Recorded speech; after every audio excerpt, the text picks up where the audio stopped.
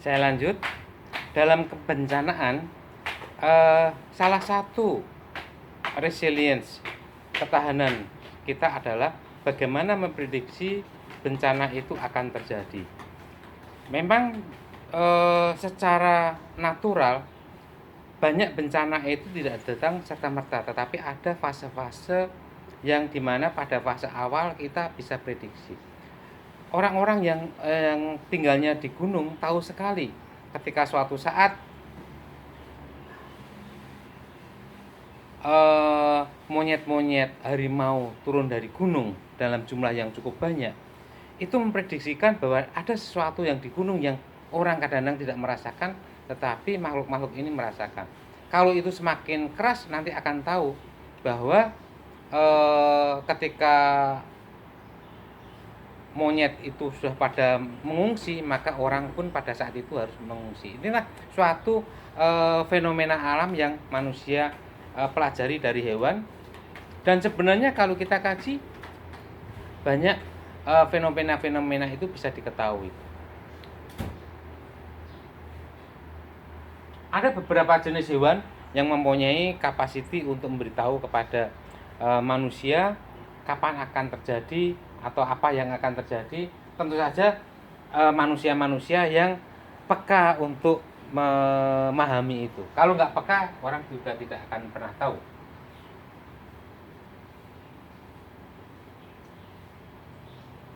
Dalam konteks ini, kapasiti kita ini sesuatu yang kunci dari suatu rumus risiko yang terjadi pada masyarakat. Risiko yang terjadi pada masyarakat itu adalah perkalian antara hazard dikalikan kerawanan dibagi dengan kapasiti. Dalam konteks ini, hazard kita nggak bisa merubahnya. Gempa bumi sejak dulu ada terjadi dan sejak dulu juga seperti itu. Bisa jadi lebih besar, lebih kecil. Itu cuma masalah ukuran-ukuran saja. Kerawanan dan kapasitas ini ada sesuatu yang bisa kita rubah. Dalam konteks bencana alam, kita bisa memperbaiki misalnya dalam gempa, bagaimana struktur rumah. Bagaimana kita melihat negara Jepang yang ketika gempa sekarang jarang sekali kita lihat rumah-rumah pada roboh dan tidak membuat orang menjadi sakit. Karena apa? Karena dia memahami bahwa gempa yang akan terjadi dan umumnya berapa, dia harus membuat bangunan seperti apa. Itu adalah kapasiti yang bisa ditingkatkan dari masyarakat setelah mengetahui kerawanan yang muncul. Bagaimana orang yang tidak mampu? Disitulah nanti pemerintah akan melakukan. Jadi kerawanan yang ada di masyarakat harus kita perkecil, kapasiti kita perbesar. Dalam konteks COVID, apa yang menjadi kerawanan kita? Soal ekonomi. Soal ekonomi jadi dasar. Dari dasar itulah ketika pemerintah tidak mampu melakukan sesuatu yang lebih banyak, kesetiakawanan masyarakat ini menjadi peran yang sangat penting sekali. Misalnya kemarin, ternyata Didi Kempot menghasilkan uang yang banyak sekali untuk bisa di-sharekan pada upaya-upaya pencegahan dan penanganan dari COVID-19. Begitu juga sekarang kita lihat pada masyarakat pada gotong royong membuat masker. Padahal kita tahu 3 minggu yang lalu masyarakat masih di dalam tanda petik diharamkan memakai masker kain karena apa? Tidak ada gunanya. Tidak ada. Ini baru pakai masker bedah. Masker bedah nggak ada. Dan kemudian apa yang kita kaji, kita dorong terus tahu dan sekarang kita bisa tahu bahwa memang itu benar, bahwa sebenarnya masker kain pun nggak ada masalah, apalagi kalau itu disertai dengan tisu. Kenapa? Karena tisu mempunyai filtrasi yang jauh lebih tinggi karena dibentuk dari serat yang tertumpuk, bukan serat yang dianyam seperti kain.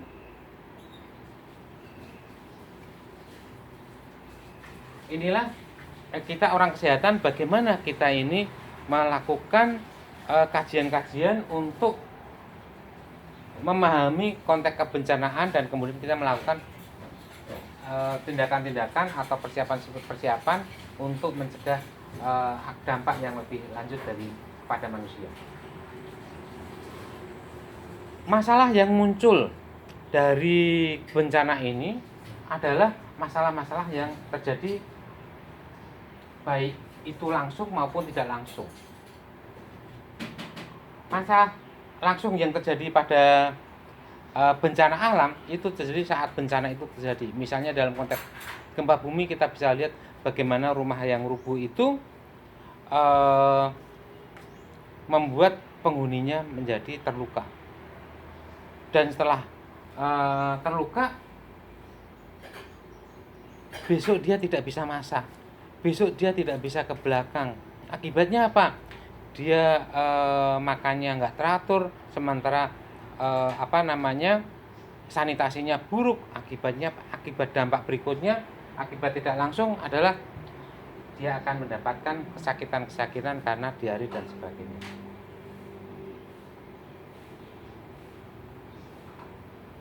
Ya.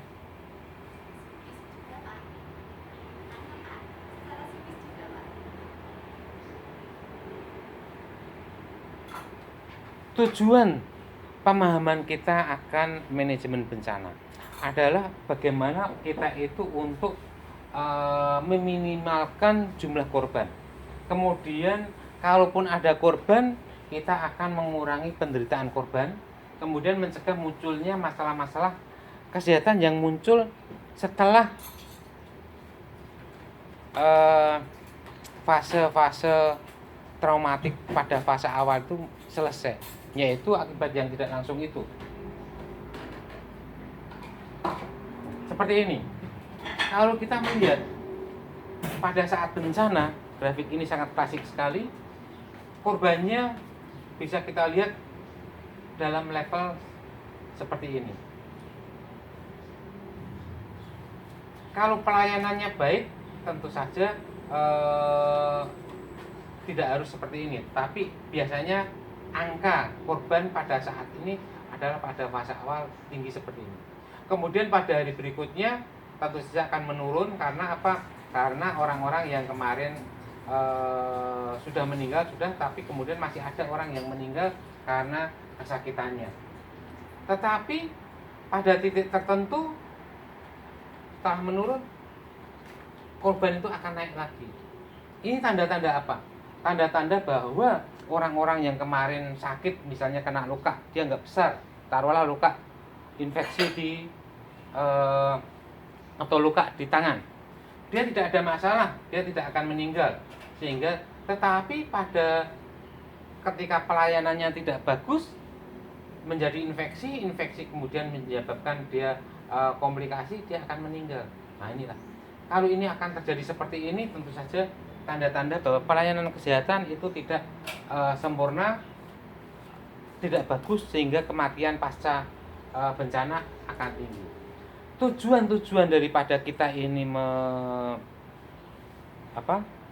kita melakukan intervensi adalah seperti tadi, menurunkan kematian yang terjadi pasca itu, sehingga kalau tidak ada intervensi, dia akan naik lagi seperti ini, terjadi di mana-mana. Maka dengan intervensi angka kematian akan menurun terus menurun.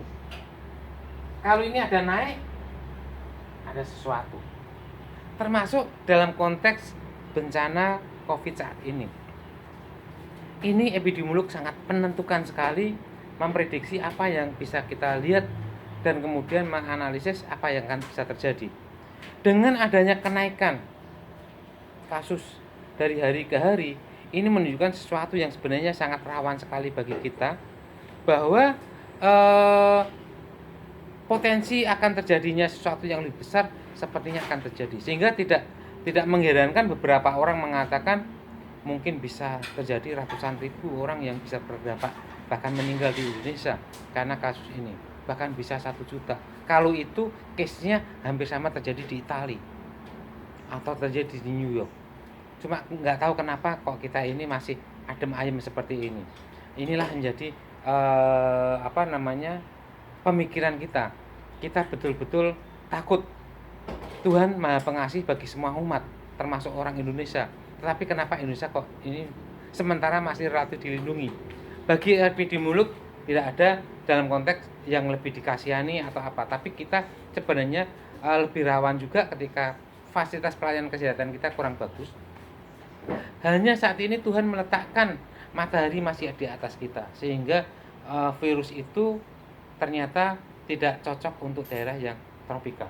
Tapi nggak tahu kalau nanti matahari ke arah utara, sementara Pulau Jawa ada di sebelah selatan Katulistiwa, seperti apa, ini sesuatu yang harus kita prediksi mulai saat ini.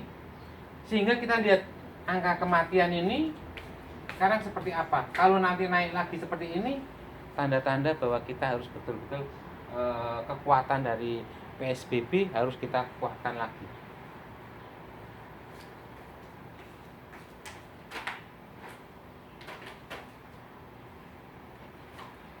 Fenomena siklus klasik yang kita dapatkan seperti ini khas pada bencana-bencana alam yang sifatnya seperti gempa bumi. Begitu terjadi sekali gempa yang besar kemudian hilang. Tetapi ini tidak khas pada bencana COVID. Karena apa? Karena yang fase emergensi sampai sekarang kita nggak tahu. Kita saat ini semua setiap saat adalah emergensi. Angka kematian yang banyak terus-menerus dari hari ke hari menunjukkan bahwa ini kita lagi berhadapan dengan fase-fase emergensi ini. Dan fase ini terjadi dalam jangka yang kita sampai saat ini nggak pernah bisa tahu. Ya.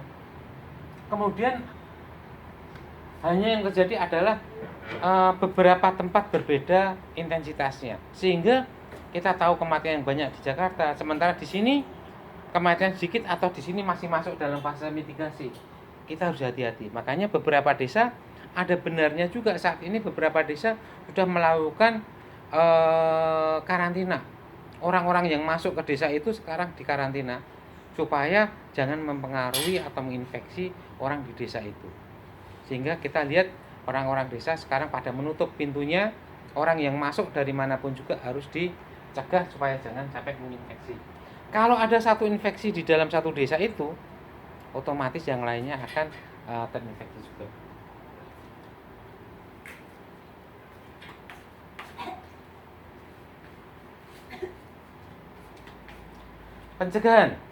Pencegahan dalam konteks bencana ini adalah upaya-upaya bagaimana mencegah terjadinya ancaman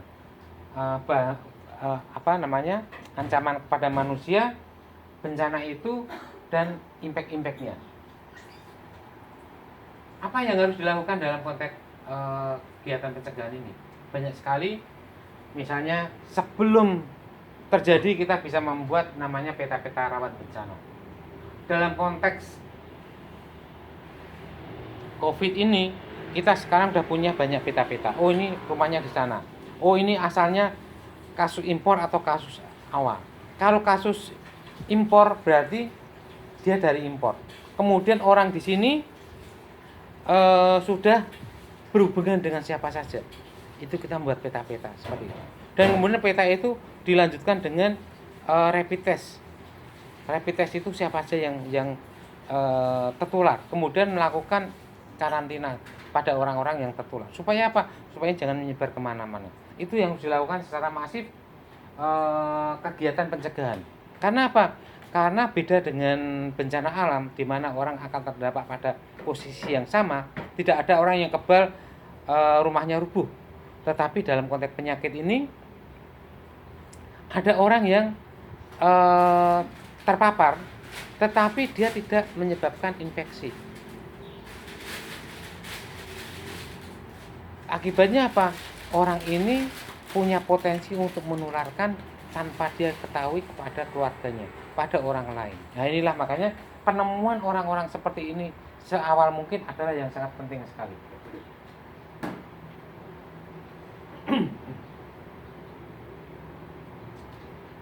Pengembangan peraturan-peraturan ini penting sekali dalam konteks bencana alam maupun bencana sosial, bahkan kebencanaan kesehatan seperti ini. Saat ini lebih rawan lagi karena apa? Karena seperti kita sebutkan tadi, banyak orang yang tidak menyadari dia ini sakit atau tidak. Kalau dia tidak sakit, otomatis yang terjadi adalah dia tidak sengaja menularkan kemana-mana. disinilah ilmu baru bagi bangsa kita, bahwa orang-orang ini harus dilakukan upaya mitigasi, yaitu karantina orang-orang yang dari luar. Karena kita tidak tahu, tidak mengetes orangnya ini seperti apa, semuanya pokok dikarantina dulu. Tetapi kalau kita punya testernya, tentu saja kita akan bisa melakukan yang lebih efektif. Akibatnya sekarang ini orang masuk ke kampung satu bis itu dikarantina semuanya. Kita nggak tahu dia yang positif yang mana. Kalau kita punya testernya, kita bisa tes, oh ini orangnya nggak infeksi, boleh pulang. Ini yang terinfeksi aja boleh dikarantina. Peraturan-peraturan ini setiap negara mempunyai kapasitas yang berbeda-beda. Kalau kita lihat di India, bagaimana polisi melakukan kekerasan dengan palunya, kenutnya atau apanya, tongkatnya itu dia menghalau orang-orang di jalanan supaya pada pergi semuanya. Tapi kita masih banyak lemah. Tentu saja ada plus minusnya. Konteks kita ini kelemahannya tidak membuat orang itu bisa mengikuti peraturan dengan baik. Tapi tentu saja kalau kita perkeras, sepertinya juga kita ini hatinya tidak mampu melakukan itu. Penyebarluasan informasi memang salah satu problem di dalam konteks kebencanaan, apalagi COVID ini, adalah informasi. Kita betul-betul literasi kita tentang bencana COVID ini rendah sekali, sehingga kita hanya manut saja dengan apa yang dikatakan oleh orang-orang yang tidak kompeten. Misalnya ada orang mengatakan, oh ini yang memakai masker hanya orang-orang yang harus sakit saja. Itu sebenarnya nggak seperti itu dalam konteks bahasa yang sebenarnya.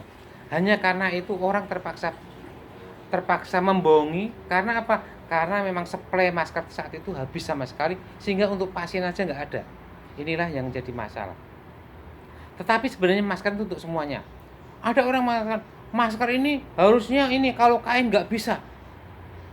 Karena apa? Dia sudah terkooptasi oleh bahwa semua yang ada di dunia ini harus terstandarisasi, harus terbuat oleh company-company yang standarisasi dan sebagainya, yang SNI, yang dan sebagainya, dan yang sudah punya standar internasional dan sebagainya. Padahal tidak seperti itu. Apalagi untuk produk-produk yang sederhana, apalagi masker. Masker tidak lebih daripada 3 lapis barang yang bisa menyaring saja. Kain bagus, hanya orang itu berpikir kalau kain bisa diproduksi oleh orang kecil sehingga tidak standarisasi. Tidak. Kita mempunyai kajian sehingga kita membuat konsep masker BJ19. Yang penting adalah tisu di dalamnya, sehingga kain apapun juga kalau dalamnya dikasih tisu menjadi suatu masker yang sangat efektif.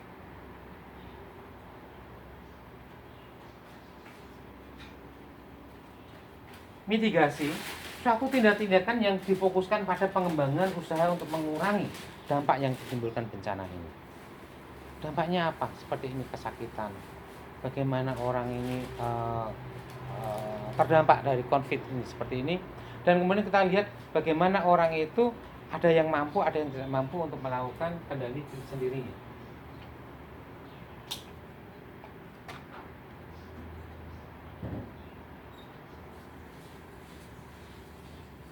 Kegiatan mitigasi ini ada beberapa hal yang sangat penting, meliputi struktural, bagaimana kita pembangunan fasilitas-fasilitas. Bahkan dalam COVID ini tidak sama dengan fase yang sebelumnya. Kalau fase sebelumnya kita punya rumah sakit lapangan, selesai. Tapi dalam COVID-19 ini bukan hanya rumah sakit, tapi kita sekarang dipaksa untuk membuat pra rumah sakit, yaitu karantina, rumah sakit, kemudian pre atau pos karantina. Karantina yang diberikan pada orang-orang yang di rumah sakit kan sudah bagus, karena rumah sakit antrinya banyak yang harus ditolong, sehingga orang ini harus kita berikan pada karantina pasca rumah sakit. Ini sesuatu yang sebenarnya khas sekali untuk penyakit-penyakit yang seperti ini.